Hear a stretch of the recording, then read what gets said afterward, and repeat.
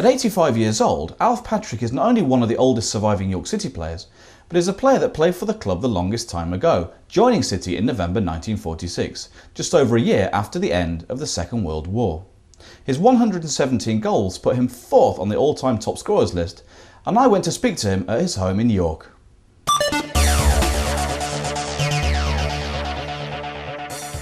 Alf, you joined York City just over a year after the end of the Second World War. That's right. What are the circumstances that brought you to the club? Well, I was an amateur with them just as the war started, and of course when the war started I was working at Cooktown and Simpson was an engineering firm, of course, and we were working 7 days a week, nights and what have you, so there wasn't much time for football. But there was also so many ex-professional footballers in the area, in the Army and the Air Force, so they used to get those players playing really. So I never really, well, I had a couple of games, maybe 2 or 3 games, but then I was in the Army for 4 years, came out in the Army in 46, and actually I was playing cricket on Knaresmire for Dringhouses against Scarcroft, and Tommy Lockie came, he was a trainer in those days, he came and asked me to go down back to the city, and as I say, from then on I was there till 53, about 53, yes. So it must have been difficult times to start with, straight after the war, making a living as a professional footballer. That's right. Well, I have some old contracts, and you know, £2 or £3 a week, that's all you'll get. Unless in the summer, the full-time players were maybe getting £3 or £4. That's not an awful lot. You made your debut in November 1946 in Stockport County, and you scored a goal on your debut. What do you remember about that game? I don't know, not an awful lot actually. It's a long time ago, you know. But, I do remember we got the penalty, and I took it and I missed. And Tommy Locker says, "That's the last penalty you take." So I never did take any more. And we won. We just managed to win 3-2. Now, to this day, you still hold the record for the most goals scored by an individual player in any match, with 5 goals in a 6-1 win at Rotherham in a Division 3 North fixture on the 20th of November 1948. That's right. Do you think that was your best ever game in a City shirt? Well, I suppose it's got to be one of the best as regards to goals going, obviously. But I think it would be. Although I thought I played quite well at Hull the day we won there.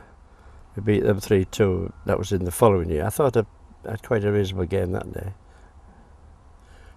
Do you think that 5-goal haul, which has lasted the record's lasted for 58 years so far, do you think it'll ever be beaten? Well, you can't say that, can you, really? I mean, I wouldn't like to say about that. At the way they play the present day football, I don't know, maybe not. You played with some tremendous players in your career at York.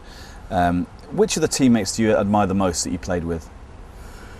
Well, we had a chap called Steve Griffiths, came from Barnsley, and inside forward, and he was a good player. He was getting towards the end of his career in those days, but he was a really good player. And Jimmy Rudd on the left wing, he was a wonderful player, really, Jimmy Rudd. But he was I don't know.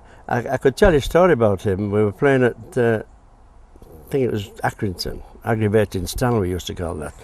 And in my day there was always a band came round at half time, brass band playing. Then after the band had finished, they used to come round with big sheets, people throwing money into the sheets. And Jimmy Rudd had a bit of a stink in the first half, and Tommy Lockie had a right go at him. And we came out at second half, and we were all started playing, and Jimmy was picking pennies up off the pitch and chucking them into this sheet while we started playing. But we had a chap, Percy Andrews, played centre half. He was an ex-army chap, and at the end of the enclosure there was like an old sentry box where people could transfer from there into the enclosure, and he used to have a fag, and he used to nip in that box and have a fag while we were still running around the field. But I can tell you a better one than that. We had a goalkeeper called Middleton, and the dressing rooms in those days, There weren't showers, it was just a massive big bath, of course, 2 big baths.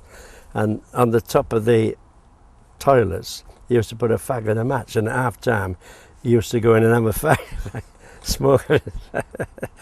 And so those kind of players, you mentioned about the modern game now.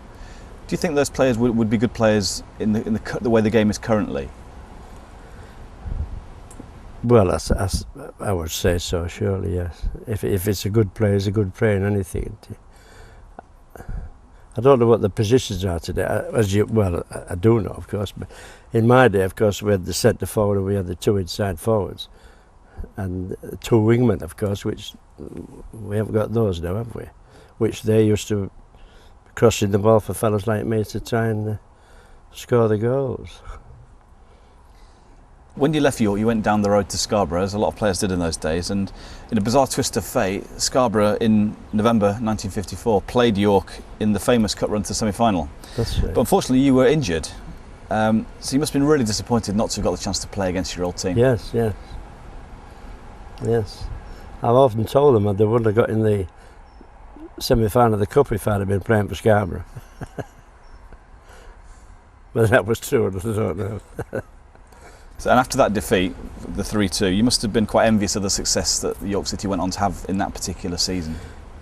Well, I wouldn't say envious. I don't think that's true. I was very disappointed I wasn't in the team because I'd played with most of the team. Well, Billy Fenton, Billy Hughes, Sid Story, Gordon Brown, Alan Stewart. I played with all those.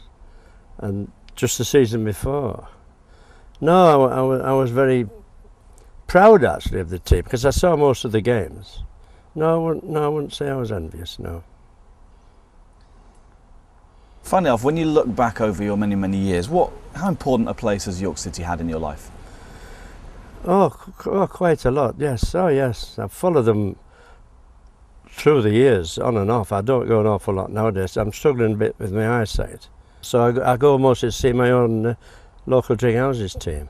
I do go with Stephen, my son, and yes, I've followed them through thick and thin, if you like, even into the conference.